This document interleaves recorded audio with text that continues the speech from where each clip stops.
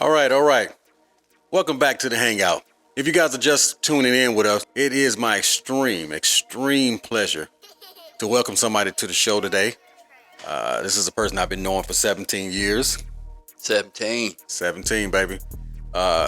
Someone close to my heart. Definitely an OG of mine. Big brother type. Looked out for me and, brought a lot of intelligent things into my life that made me feel like, you know what, I think I can go a little harder, I can be a little better.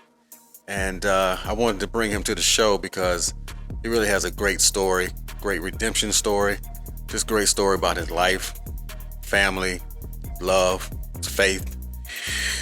And I'm going to be honest with you, I think there's a lot of us out there that needs to hear the type of things that he has to say. So, guys, I would love if y'all could put your hands together and give a warm Hangout welcome for my friend, Mr. Toby Dykes. Hey, yo. Now, as y'all know, he just did the hey, yo. You know what I mean? Y'all know that's how we start our show off. So that's how long I've been knowing this man. You feel what I'm saying? Yeah, he was around when the hey, yo originated, all right? So he's an original hey, yo. All right, he got the right to say that.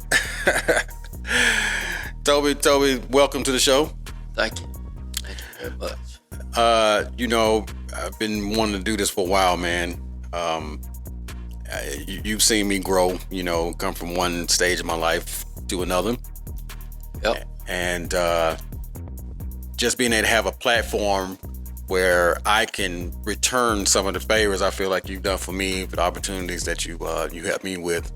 Be able to give an opportunity for you to talk about your life, talk about the businesses that you have going on, the inspirations, that you had in your life, and the inspirations that you can become to other people, man. So, without further ado, we're just going to go ahead and get ready to dig all up into your business right now, partner. You know what I'm saying? Because, That's what I'm here for. Yeah, I'm your brother. A long way to do this. Yeah, I'm your brother, dog, so you know how we do, baby. All right? So let's just go ahead and start from the beginning because there's people wondering, like, okay, first of all, who is Toby Dykes? You know what I'm saying?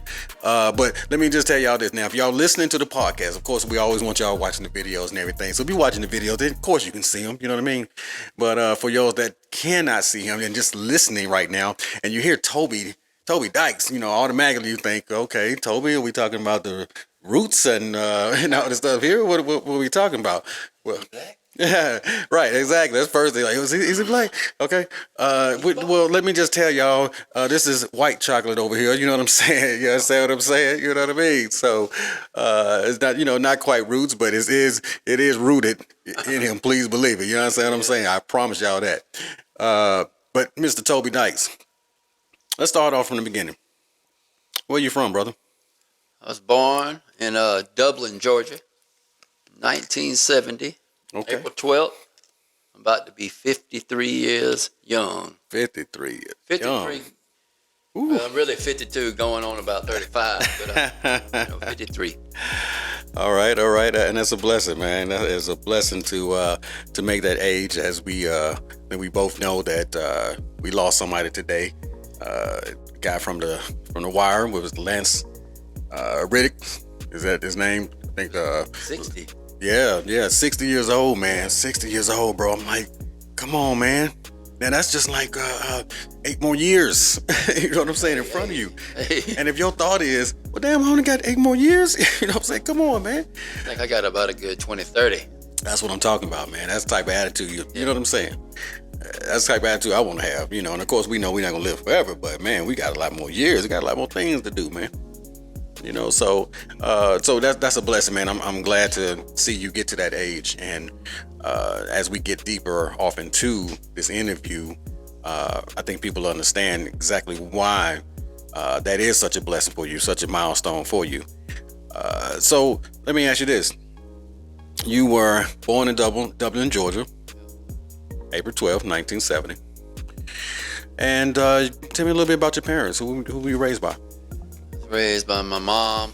Her and my dad divorced when I was like 5 years old. I have a sister.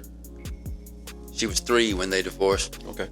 And so it's my mom She's the mom and the dad for me. That's right. That's right. Shout out, mama. We see y'all there, and to all the mamas, that have to play double roles and everything like that. We understand. We definitely want the two parents in the house, and would be the dream, but sometimes it just doesn't work out like that. So for the women that have to step up, man, and raise these men, to be men, and have them come out and turn out the way that you did, it's absolutely amazing. So we want to definitely salute your mom, and we're gonna go ahead and give them a nice applause for all the mamas out there holding it down. Just rated G as far as profanity. What about? I mean, you gotta say how you feel, man. I'll tell you what she told me. Well, you go ahead. Wait. Did this come from mama? Yes. Well, then let's hear it then. She said, "I cannot teach you how to be a man, but I can make damn sure you ain't no bitch." Ooh. That's what my mama told me. Mama came on with it. Yes. She came on with it. And she just told you how it was. That's how it was. Yeah. And mom sound like a straight shooter. Yeah, man. No preservatives. Probably like one of the only times she's ever cussed in her life. Really? She ain't no cusser. That's when she really means it. If you bring a cuss out, it's no different. It's the same with my mom. My mom is not a curser, but every now and then, if you take it to that point, you might hear that this one word, But other than that, just a sweetheart, and we really appreciate the moms out there doing their things, man. And we can definitely tell that she loved you. What I know about you, I can tell that your life was full of love. Now, you know her. I know her. And we just talked to her today, and I had to tell her, hey, you did a wonderful job. Salute to you. So yeah, man. And I would say that we talked earlier. You might have mentioned you feel that you're a mama's boy. Is that what it is? I am. Oh, I got a tattoo of him on. Hey, so y'all hear that, man out there? Listen, it's okay, man. You love your mom, and that's how you feel about it. It doesn't matter who says what. You understand what I'm saying? It doesn't make you less of a man or anything like that. You know what I mean? But you love your mama, and you respect her, and you know that, hey, mom had my back, and that's just what it is. You know what I'm saying? It doesn't mean weakness at all. It just means, hey, I love my mama. Don't mess with her. You know what I'm saying? You don't want that smoke. You know what I mean? So let's dive a little bit deeper into that. You say once your mom and your dad divorced, how did that go? I mean, how do you feel that went as far as who you are now, with the things you've done with your family and so forth and so on? Well, listen, the bad part about it is they divorced, and we're living in Perry, Georgia. Okay. He moves to Warner Robins, which is 10 minutes away. Okay. And I'm 6, I'm 8, I'm 10, 15, I'm 20, hell, I'm 50. And still 15 minutes away, zero effort, none. So he really ain't, I don't even really, he's more like a sperm donor. Is how me and my sister look at it, Right. And I hate for it to be that way. But of course. I still say that I'm going to go by there and before he dies, because I don't want it to be on my conscience if he died. That's right. At least I didn't try. And that's why I was wondering, as you were saying this, where would that go? Is that feelings that you're going to harbor, or is that something that you feel like, you know what? Let me address this, so that regardless of how he feels about things, I know where I want my life, where my heart to be at, and I want my relationship with God to be, because of course, we all know what the saying is, you honor your mother and your father, Right. But I know ill will toward him. Right, exactly. Right. But they never said that you have to necessarily like the things they're doing. You know what I'm saying? Right. You just don't, dishonor them, disrespect them, and things like that. And so to hear you say that already, and if you guys are listening, to hear him say what he just said, that before he passes, he wants to mend this. You know what I mean? He wants to make the effort. I'll extend the olive branch. Yeah. Now, whatever you do with it, that's your business. But I will be able to sleep at night, because I'm like, hey, I made that effort. Right. And I feel like, just even for your children, when they see that, they'll know, well, hey, listen, man, you don't harbor these ill wills, because we already know that tends to mess up your blessings, blacken your heart, and really darken your spirit. So you have to learn to forgive, because we know God forgives us for so much stuff that we do. You know what I mean? You know, he still helped me become who I am by not being there. By not being there. Because I always told my kids I made sure that I was not, they would never get treated like we were treated.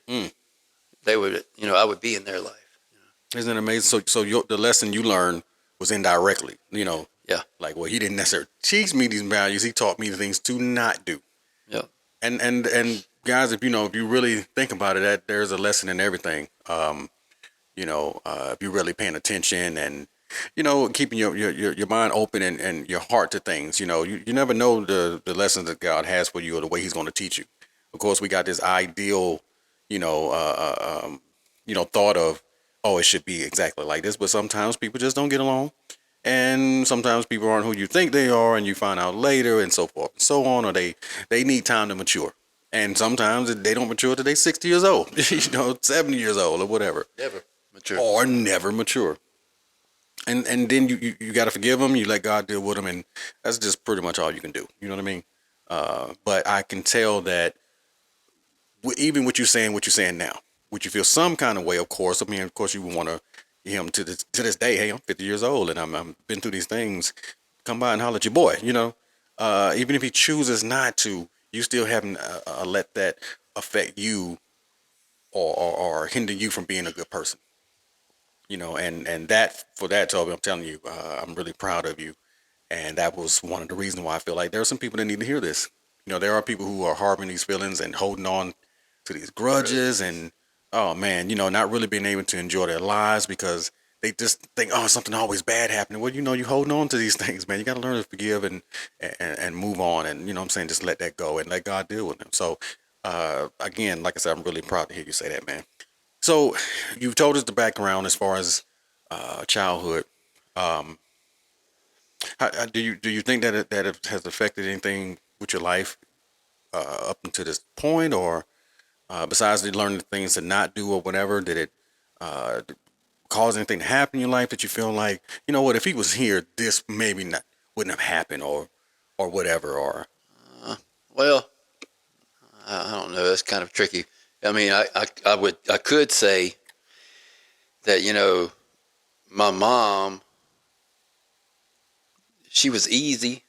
She was never strict. She was easy when I got 14, 15, and I wanted to stay out, she would let me stay out.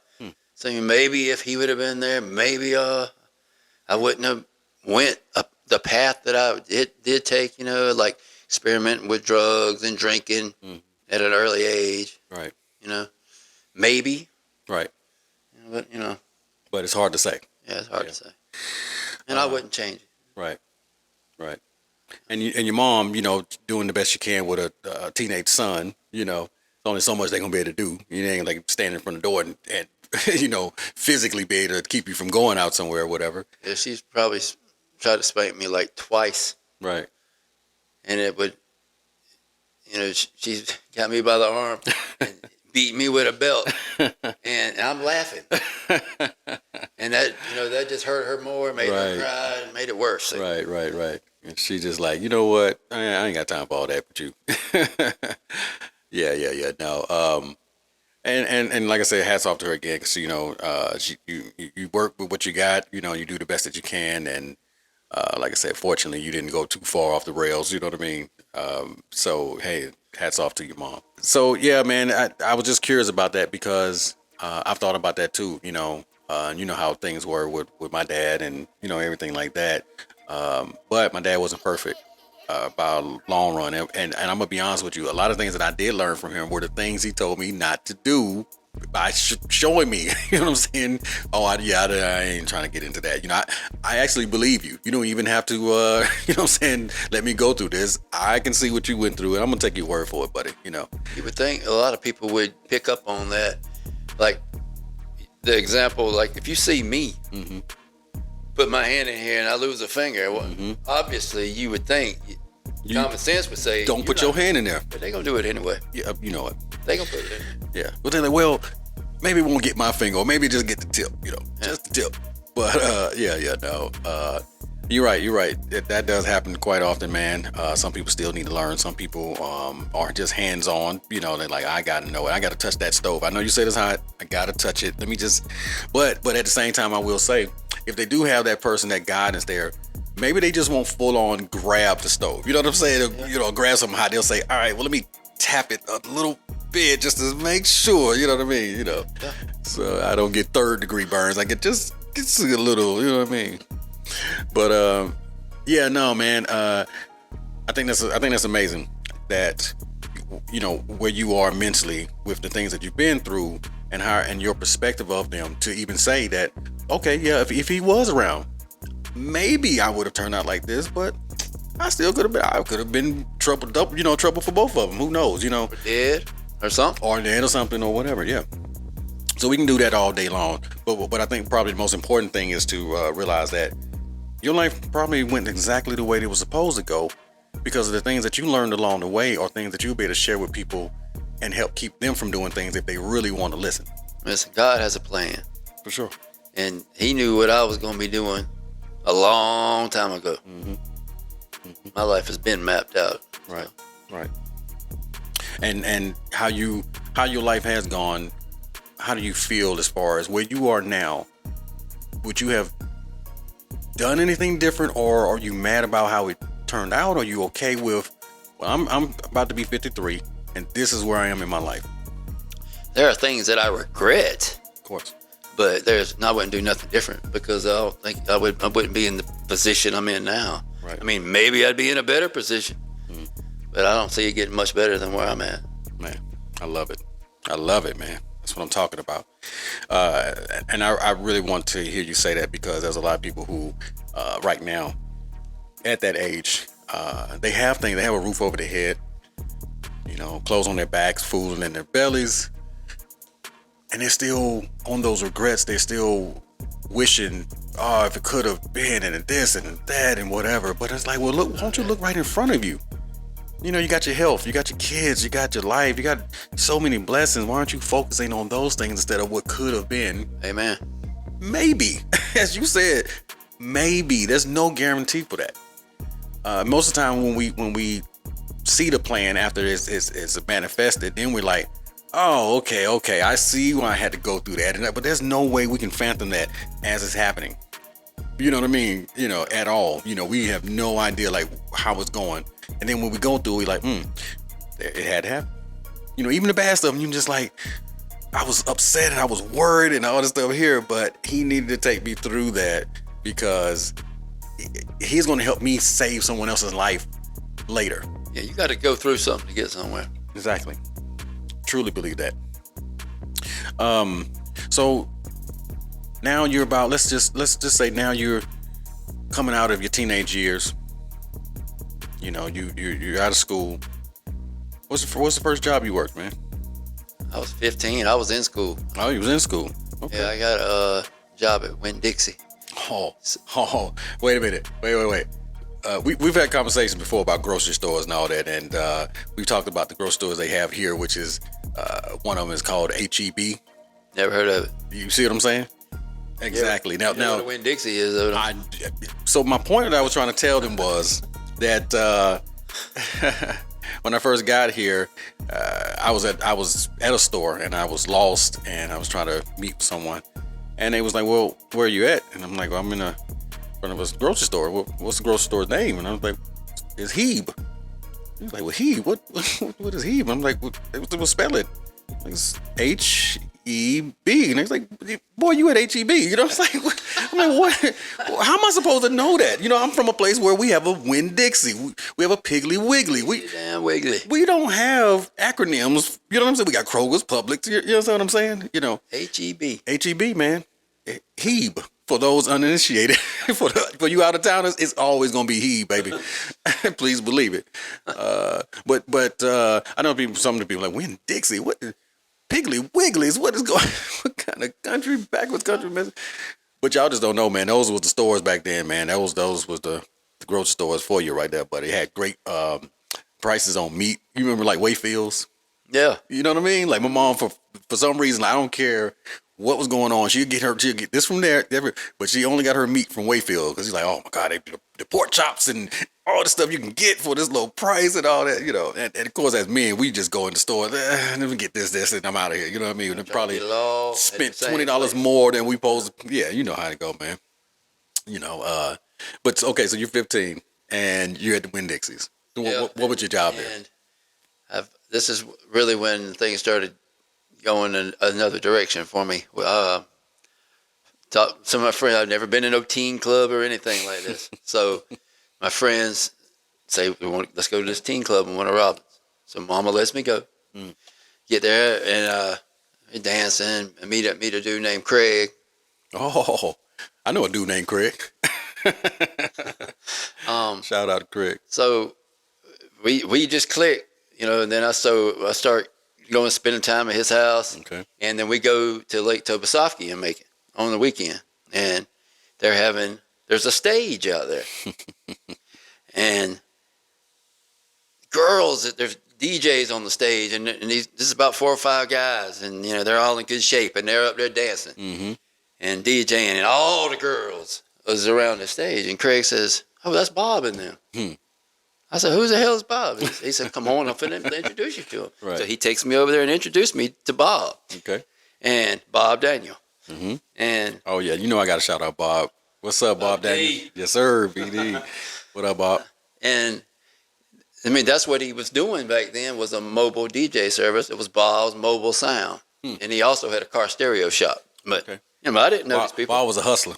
Man, Bob was getting it in. And he had like 4 or 5 guys with him, young guys. Because Bob was like 10 years older than all of us. Right. But, I mean, that's where all the girls was at. Right. And so all the girls always need a DJ, man. And I'm like, dang, Craig. I met Craig in a teen club, and he knows Bob. Right. So I'm hanging out, and I help him pack up after it. And then, somehow I wound up at the next show and the next show, and then I wound up living with him.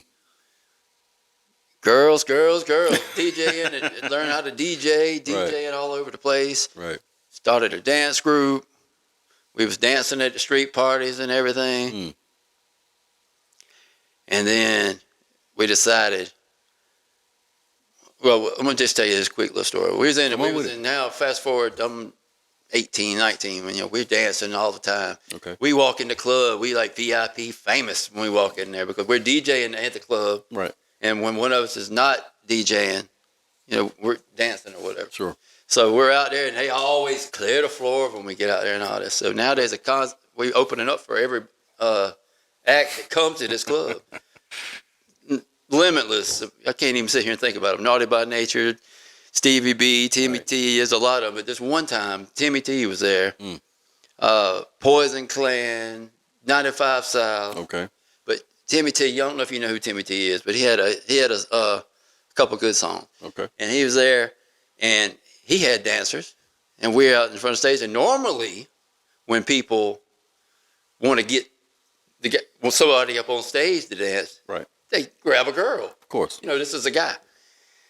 But I guess he had seen us dancing earlier, so he got us to come up there. And he did a song, and we performed with him, dance, because we already had a routine. So his dancers got out the way, and we danced for a song. Right. And so that was the end of it. We got back out there. It was over with. And a little bit later, somebody comes up to us on the dance floor. Yeah. And man, he said, Timmy wants to see y'all on the tour bus. I said, oh, shit. We gone. That's it. We gone. Going down, baby. Now. We just knew it. We got here, got up on the tour bus. Stratosphere. Man, got up on the tour bus, and he just said, I just wanted to thank y'all. He said, that was awesome. I ain't never had guys up there before. All this. Y'all probably made him look like Big Daddy Kane with his two back dancers. Everything, it was awesome. And we was like, wait, man, we want to dance, Right. But he's got dancers. Right. So that didn't happen. We got off the bus, and then I was like, you know what? We got to do something else. We got to be able to make something. I don't really see an opportunity for dancing. So now we're going to start rapping. Right. So we started doing that. Man, we did some stuff. We've done some shows, but you got to cut me off now when I get going too far, but Oh listen, no, man. We love the stories, man. Come on. National Beta Club. Right. Kids from all over. You know, we was doing proms, Right. sock hops, and Right. everything. Right. And National Beta Club come to the Macon Coliseum. All National Beta Club now. Okay. Okay. This place was packed, floor to ceiling. And we were DJing in there. And Bob's like, well, y'all can do some songs. Okay. We had written some songs. And Right. so we get out there and perform these songs. We dressed up. We got our baggy pants on. Oh, and make sure they know now. You got baggy pants because you know they do skinny jeans nowadays. So what year was this? 90, maybe 90. There you go. Yeah, baggy pants. Y'all know what it was. And long T-shirts. You know it. And Looking like a gown. looking like a gown. Everything too big. Everything. Really supposed to have on a 32 and you got on a 40. Crazy. I look at them pictures now. I'm like, what the hell? And man, we got on. We got special T-shirts made with a little Right. group was one way. Right. Group name on there. Wait, y'all didn't do the airbrush. You had your It was airbrush. Come on, man. You know I know. You know what I know about Georgia. With the You know how we do. I had Stripe the gremlin on my leg. I was gonna be Stripe, and Craig was Gizmo. Oh, that's what's up. That's what's up. Listen, man, we got out there, and them girls snatched him off the stage. No. He got too close to the edge. Gone. It was the closest thing to being famous as you could possibly get. That's what's up. That's what it felt like. That's what's up. Man, And I know y'all felt like, oh, we out of here for real. my God. They snatching us off the stage. They tore his shirt. They tore that poor man's shirt and stuff off of him. They was fighting. Literally fighting over the shirt. Now, is Timmy T still alive? I don't know. Probably so. Well, we're going to shout you out, Timmy T. If you out there and you hear this, Time man. after time. Fire song he had. Mm, One more try. Another. That was a what's slow up. song. It was fire. that's what's up. Yeah, man. But Bob, while I'm doing this, DJing and doing all this stuff with Bob, now 18, before I graduate high school, my mom meets a guy, a boyfriend. He works for GTE Telephone Company. Okay. He says, can get you a job at a phone company, making $18 an hour. Mm. Now, I am... Again, in the 90s. No, this is 87. This is 80. Oh, so you talking about $18 an hour being... I mean, I'm 17. Yeah, that's what I'm saying. My mama, You making more than... nobody making You making more $18 than your age. So you know. Yeah. I don't know nobody that makes that much money. I'm like, I want it. That's right. And I'm quitting school to do it. Wow. Mama was like, okay, so I quit. I was left in the middle of the 11th grade year and went to GTE. And Hurricane Hugo came. I got to go over there and work the hurricane. Made some money. Still rushing back. Right. Drive all the way to Fitzgerald. Rush back to go to the club. Right. DJ in the club.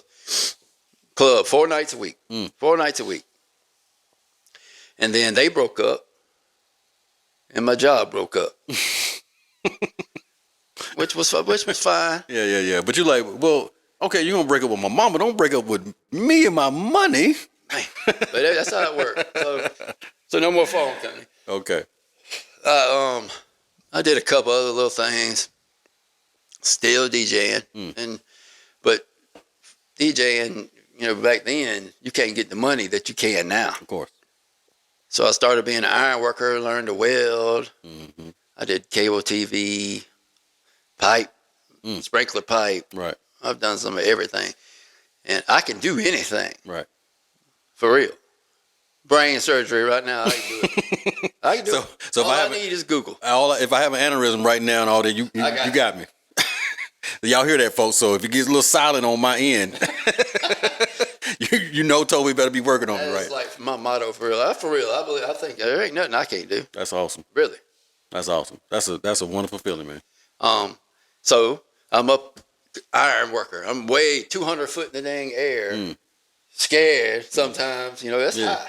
I you do. have nothing around you and you're sitting on a little beam. Wait. This. Are you talking about the high when you up there and when you do look down, your knees get weak all of a sudden, your legs get weak, you got to brace? You got no control over your legs. Oh yeah. Man, that's tough. And I'm up there thinking, Jesus Christ, there has got to be a better way than this. and this is like Was that like the movie Fall you was trying to tell me about? This is fit. No, they way high. This is $15. No, them some bad girls. You wait till you watch that.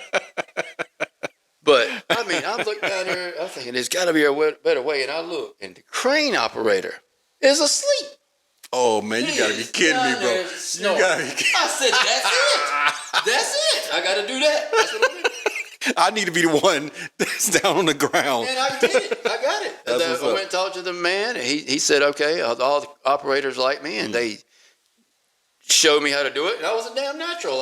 I was good at it. That's really, really good at it. Right. And so now I was the one down there sleeping. I was just about to say, did you get a chance to pay him back? Yeah. That's what's up. Yeah, man. Still with Bob. Messed up, cut my fingers off doing the crane thing. Mm-hmm. So then I went full time. By then Bob went to Atlanta. So then I moved to Atlanta full time with Bob. Then that's how I got up there full time. Was I cut my fingers off with the crane stuff. Yep. Moved in with him in Atlanta. Okay, so what you're saying to me is that you lost 2 fingers, or? Yeah, 2 fingers. Crushed. 2 fingers? No, I'm just playing. But they put them back. Put them back, so I can still count to 10. I can't use them, but I got them. You got them? Yeah. Okay, that's what's up. So did that affect you in any way, or like functionality, being able to go about your everyday duties? I mean, I'm trying to imagine myself losing, 2 digits, as they would say. After getting over the initial shock and feeling sorry for myself and the pity party and all that. So you did go through that? Yeah. Okay, all right, let's okay, cool. I mean, I'm never going to be able to use them again, Right. So it didn't take me long to get past it, accept the fact that it is what it is. Right. And it's not going to keep me, I can do anything. Right. So it's not going to keep me from doing anything. That's what's up. And so it hasn't. I mean, nothing. I can do anything you can do. All right. Okay. I ain't never used it for an excuse. I mean, I could, like shooting basketball. If I love basketball, I play right now. Right. But can I? I mean, my shot is. You wouldn't know it. People don't even know it until I was going to say that. It, I was going to say it, and you just had to rhyme that. Then they don't know it till you show it. we know you rap, man. Yeah. No. Coming soon. You about to find out about that boy Mason Storm. What's up? Shout out to Mason, man. Shout out to Mason. No, that's cool, man. I'm really asking that too, man. Just to for those people that's listening out there that have had issues or amputees or any of these things here, and they do feel sorry for themselves, or they feel like my life is over. I can't do what other people do now, or whatever. You're basically telling me that, look, I lost 2 of my fingers. And matter of fact, which fingers did you lose? Let's see how important these fingers were. Pinky and the ring finger on my right hand, and I'm right-handed. Oh, you see what I'm saying? Yeah. And then that happens, and you're like, okay, well, what am I gonna do now? First I'm panicking because I can't do anything with my left really, but probably just wave. You know what I'm saying? Wave to my right hand, like you know what I'm saying? Yeah. But other than that, I'm thinking like, man, what happened to my right? If I was to lose 2 of these fingers, like what do you grab? You know what I mean? And it's funny because it's not until stuff happens that you realize, oh, I needed that for that. You know what I mean? I didn't even know I used that finger for this, But this happened to you, and you said, you know what? I'm not going to worry about that. I'm going to keep going. Matter of fact, I'm probably going to go even harder now just to prove to people that I can do exactly what you can do. If not, let me tell you what's a good wake-up call for somebody who's got something like that. This guy sitting next to you might not have a hand. You might not have an arm, a leg, a foot. Right.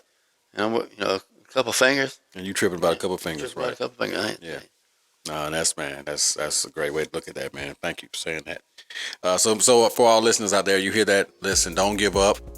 Of course, we're all human. We're gonna have our feelings initially. But we're still blessed. We lose a couple fingers, we're still blessed to have a hand, have an arm. Just as he said. So, definitely want you guys to hear that. So this has happened, and you've done the DJ thing. You've done some work for Bob. You've got off of the tall fall thing, you know what I'm saying? And you come down to the crane operator. So you're just knocking it out, man. You just a jack of all trades. Okay, Where'd your life go from there? Staging now. Full-fledged staging. Concerts. Famous people every weekend. And what exactly did you do when you say staging? Because some people say, well, if you put a bunch of stuff in this area, that's you staging. That's the staging area. Let's give us a little more insight. What were you doing during staging? Full concert production. The erection of the stage, the roof that goes over it, the video screens on the back of it, the sound that sit on the sides of it, the lights that hang above the stage, the front of house that goes out in the front, to mix everything that goes on the stage. Micing the bands up? Micing the bands up. Everything. And I loved it. And I didn't care how many hours it was. Right. I was doing it and I was doing it and I was doing it because I love music. Right. So now I get to live. I always thought I might be famous going to dance and rap and all this, but you know what? I'm gonna do it this way. Right. And you're still in the atmosphere. Right. And it was awesome. And one day, I've done some cocaine, some weed, some crank, some ecstasy. And what's crank now? Crank is like a dirty coke. It's a powder. Okay. Speed. Mm-hmm. I've done all that, when I was younger, here and there. Sure. One night, it's 3 o'clock in the morning. We loading out a stage in Centennial Park in downtown Atlanta. And I think it was Kendrick Lamar that night. And he says, "You ever done any ice?" And I said, "I don't even know what that is. I never heard of it." And we ain't talking about vanilla ice. We ain't talking about vanilla. I know what vanilla ice is. And he said, "Well, you want to try it?" I said, "Well, what is it?" He said it was kind of like Coke. It's a speed. It'll keep you up, make you feel better. And I was like, "Sure, let's go do it." And so we went to the truck, and he poured out this little glass pipe, and we smoked some, and man, it was like one of the best feelings I ever had in my life. Wow. And we went back to work, and I wasn't sleepy, and it worked. And then the next time we did seen him, we did it again, and then we did it again, and then I started having it all the time and doing it all the time. And now I'm an addict. Still an addict. Even though I've been sober 10 years, 8 months. Congratulations. But I was an addict. And so, for real addict this time, years go by. And, and then I see an opportunity to sell it and make more money. And so I did. Now, wait a minute. Let me ask you this, though, because, we all seen Friday, and like Craig asking, let me understand this now. How you going to sell weed if you smoke it, So, were you able to do this successfully? Yes.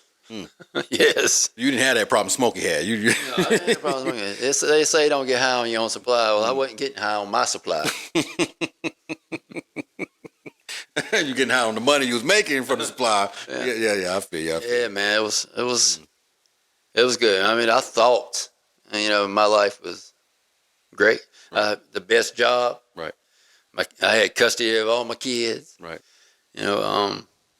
Everything. Divorced twice. But I had custody of my kids. Right. And everything was good. Everything was good. And then I get in trouble for get pulled over one time for my windows being too dark or something, and they search the car and they find something. I get on probation. They always find what they say. Baskin Robbins always finds out, don't they? Always find out. And then I don't teach me no lesson. They send me to some kind of rehab thing where you got to take a drug test, but they ain't looking at you while you're taking the drug test. So there's some, and you might want to edit this out for people who are trying to cheat on a drug test.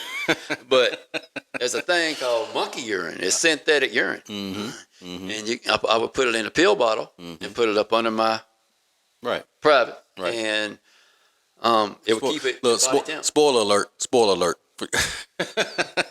All right, but I'm just messing. It would keep it at body temp. Right. And whenever I go in there, I just pour it in the dang cup. Right. And give it to them, and I'd pass the drug test. So got through that, kept on doing drugs. And the ones at home right now, and so you just keep it under your... Yeah, write this down. Write that down. Kids, don't do drugs. Okay, all right. Please don't do drugs. We're joking here. We're joking. Okay. And so, years later, I'm still selling, and then now I'm living down in Macon again, and history in the making. History in the damn making. And a friend of mine from Atlanta, he comes down there. The guy I was getting stuff from, he comes down there. He brings the stuff to the house, and one of my friends, good friends, calls me and asks. I mean, I don't know if we should be talking about these drugs like this, but an 8-ball. We keep it real on the Hangout, baby. All right, well. Let's go. He asked me for an 8-ball. So we get in the car, my friend's car from Atlanta, and we drive to the Rock nightclub in Macon. The owner is out there working on he's got some new LED lights he's shining on the outside of the club. We know him because he's always let me in for free for years from the dancing and all that. Right. And so I'm out there talking to him. I give it to my good friend, and we leave. He hugs me, tells me he loves me, and we drive 2 separate ways, and we pull out of this parking lot, and 8 undercover cars swarm us. And I mean, I don't have anything on me, Right. They say something about there was a bank robbery, and the car matches the description. I said, look, we just came from right there. Y'all know where we came from. Y'all was watching. The owner's right there. Let's go talk to him. I mean, they searched his. I ain't got nothing. He ain't got nothing. And so it turns out my friend that loves me set me up. I was just, man, as soon as you said that, I said, that sounds like a sting. Every trying time. to keep himself from getting in trouble, so he was telling on somebody else. Of course, come on, we know it. I still love him. Of course. But, so I'm out there. It's freezing to death on the side of the road. I ain't got nothing.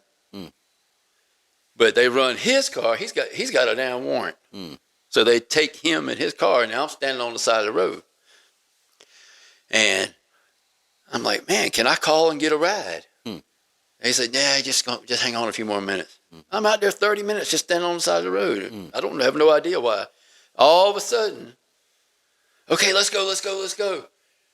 They was trying to get a warrant for my house all this time. I didn't. So they put me in a damn Dodge Magnum and 10 cars, a train going toward my house with lights flashing. Come on, man.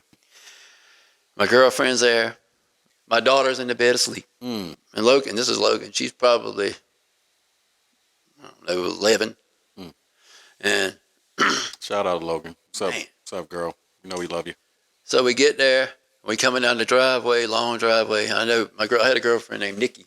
Okay. At the time. You ever meet Nikki? I did not meet Nikki. Yeah. Now this is, I don't remember how old I was then, but so Nikki, I was probably 40. Because I remember I was thinking, I'm 40 with a 26-year-old girlfriend. I'm the ish. That's what you're thinking. I'm the ish. Feeling yourself. Come on, we know what it is. She man. was bad too. But, Look, quit bragging, man. But so we get there, and I'm thinking, man, don't hurt my dog. I had a little Jack Russell, Heidi. You know I remember Heidi. Well, Heidi like you so much he'll pee right on you. I pee right on you. Hey, how you doing? Love you.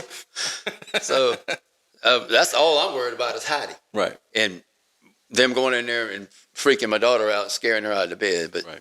So I open the door, and I scoop up Heidi. They come in. Man, when we pull down the driveway, they're already at the house too. They're out in the woods around my house. Right. In black clothes, just coming out with the gun. I'm thinking, Lord have mercy, man. Well, I done did it now, And so they go through the house, and then they get my daughter, my girlfriend, and there's another dude there that had stopped by to buy something or something. They found him. He had seen all the lights and was trying to hide behind the toilet. What? Yeah, that's what they said. So now we're all at the kitchen table, and they're talking. They're looking. They're all going through the house and looking at it and asked me, "You got a lot of stuff in here?" I said, "Yeah." There was 5-ton air conditioners, brand new in the box, sitting in the garage. People trading for dope, Doom buggies, mopeds, dirt bikes. Your garage looking like the garage on first Fast and Furious. You know what I'm talking about? They had a pile of DVDs and You know what I'm saying? So much stuff. Yeah. And I traded for a lot of guns. Right. But I would normally take the guns somewhere else. Right. So I didn't have all them firearms at my house. But smart man. I hadn't done that yet at this time for this trip. And there was 14 firearms in there.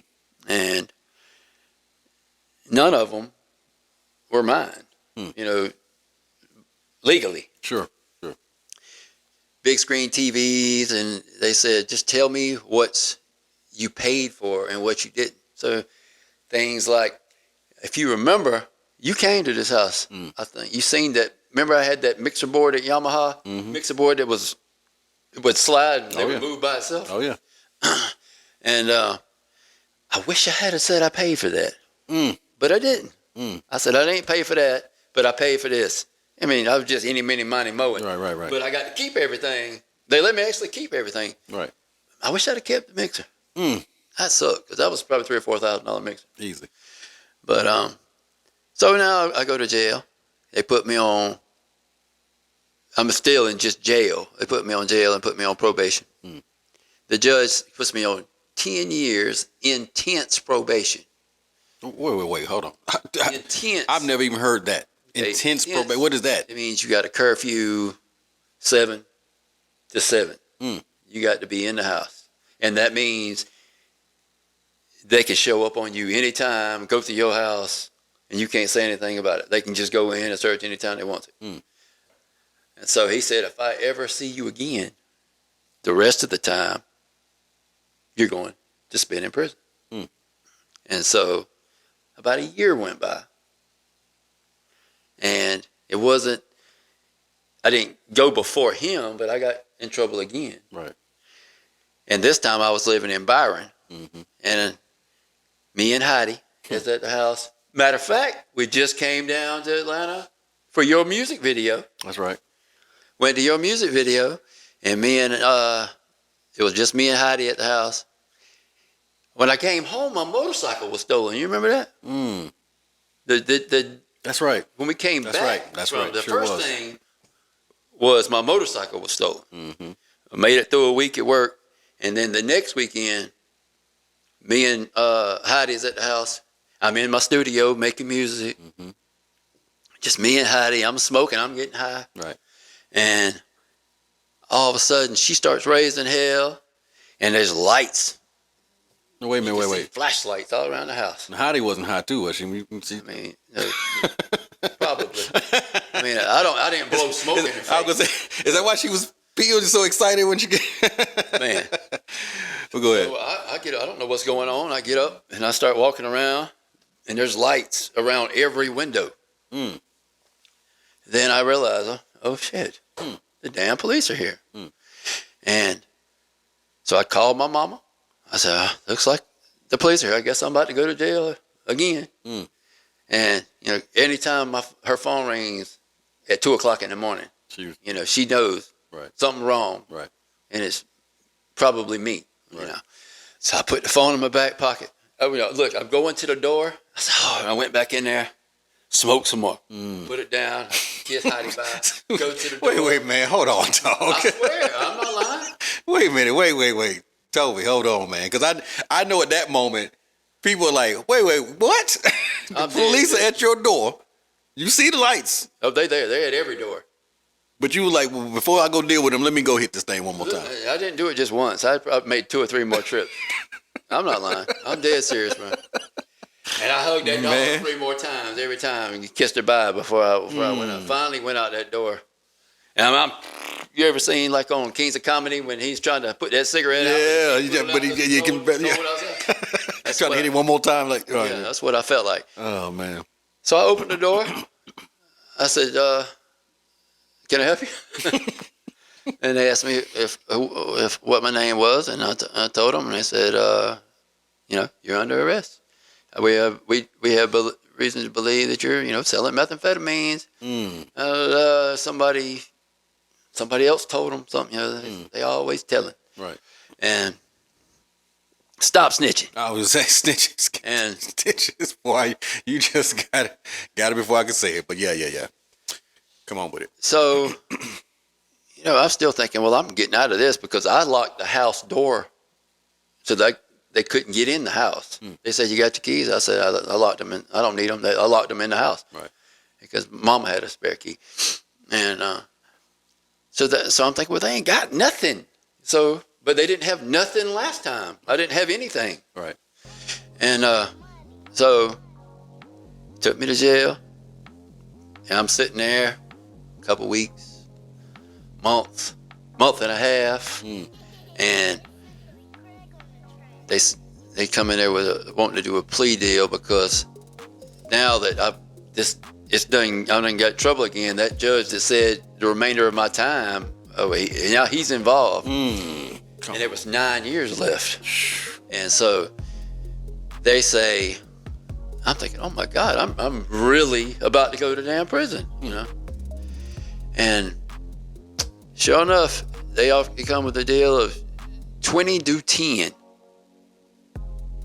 And I'm thinking, well, damn, counteroffer. I watch TV. Yeah. Let's go for 5. Right. He said it ain't gonna do no good. It ain't gonna do no good. You had 14 firearms, and that's 7 years per gun. He said if you don't, because he's revoking all the probation and you're about to have 60 years. If we don't, plus they do something per bullet. This Good be a God. lot. Per firearm, then per bullet. Yeah, so revoked 9 years. So a month and a half later, 3 months I'm in the county jail. That was awful. It was awful. No, county. Just explain to him now. Is this Byron? This is Peach County. This is Peach County. Now, how are those accommodations? It was maximum security, basically. 23 hours a day you locked down at this jail. 1 hour a day you get to come out into this little bitty day room, and there was a small triangle about big as this garage. Okay. And we had 4 walls, no roof, and that was your outside. You just sit and look up. Right. And for 3 months, I thought, I really didn't know what to think, but I knew I was going to prison. Right. And so, I'm talking to all these old guys in there that's been to prison. Right. Well, prison's better than this, they say. Man, listen, Jackson State Prison. We get there. I was glad to get out of where I was. Right. Because, it was a video, like seeing my mama. It was a video on a screen. I hadn't seen her, touched her. Right. That was hard. But so we pull in to Jackson State Prison, and then you start seeing this damn place like on TV, man. The gun towers and all this stuff, and I think, and the driver says, "Welcome to the big time," Right. And I think, God, but you done really done it now, Pull up, get out, stand in line. It's freezing cold. I'm in shorts and no sleeves. Stand out there in line. Finally get in. First thing you do, get naked. Butt naked. You and 50 more people right there in front of you. Nuts to butts, they say. So this straight Shawshank Redemption over here. Yeah, this is real talk. Right. For real. Right. First thing you do when you walk in the door is get naked. And then you splash some kind of powder. Yeah. Whatever the reason. Louse. Louse powder. Something, yeah. Take a cold shower. Then get you some clothes. You go get a mat. And then we sat in this damn gym for hours waiting on them to figure out what cell or what block you're going to. Right. Rats this big. Crawling around on the rafters. Come on, man. Yeah. No windows. This is Jackson in 2012. No heat and air. This place was in bad shape. None of the doors locked. So we're going down the hall, and I'm toting this mat, orange jumpsuit, and the closer we get, this lines of people. There's a lot of people. A lot of people go to prison every day. A lot. Right. A lot of people. way more code than getting out. Right. And so it's getting louder and louder, like it's a damn party going on down here to where we're going. And then I see 2 sliding doors and people, so many people in this room. And hanging off the upstairs balconies. I mean, this is like TV for real. I mean, it's for real. Right. The TV stuff, they don't just make that up. That's real shit. Right. And I thought, oh my God, well, I'm really. But now now it's either my mom ain't raised no bitch. That's right. So, and that part kicking in. Now you got to do that. Right. Because if you don't, and there's people I've seen a lot of people who don't. It don't come out good for them. So go in, people start, they throwing shit at you. Right. All kind of stuff, calling your names.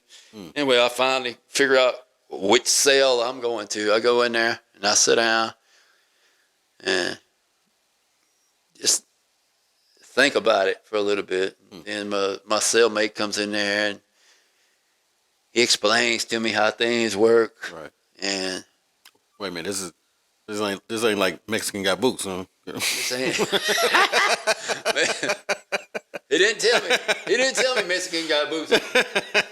He didn't tell me that. Shout out Ali Sadiq, man. Yeah, Ali. But there's truth to that. It's anybody that got boots on.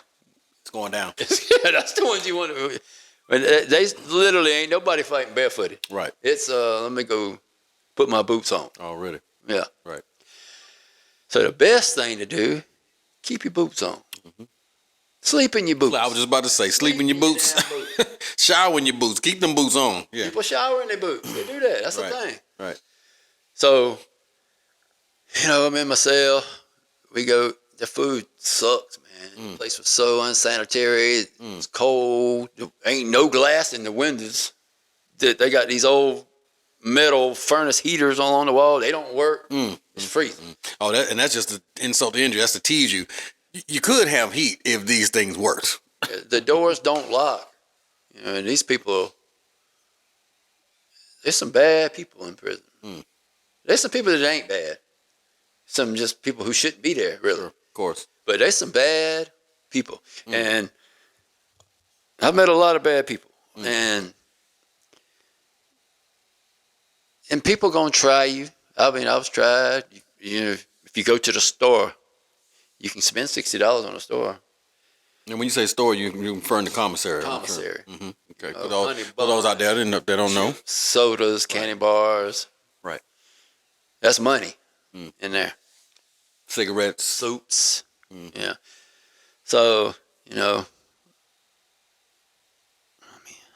I gotta eat, right? So I go get my commissary. I come back and I eat because that stuff they got my stomach so messed up trying to eat that stuff that they serve. It was terrible. Right. And I just, the guy in the cell next to me, he rapped. He was over there beating on his locker box all night long, singing and rapping. And so I hung out with him. We played spades and all kind of stuff like that.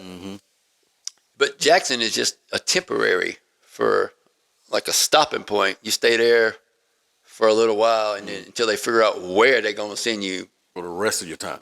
Maybe not for the rest of it, but for me, it wasn't the rest of it. Okay. Some people go from camp to camp to camp to camp. Yeah. But then some people get lucky to go to one place and just stay there. Ride it out. Yeah. So, I've seen a lot of bad stuff happen. I ain't going to get into none of that. No. But you don't get that too much. Nothing bad happened to me while I was in Jackson. Right. Because you know that's what everybody wonders. Like, nothing bad happened to me while I was in Jackson. Sorry, this is not American Me. So let's just get that out your head right now.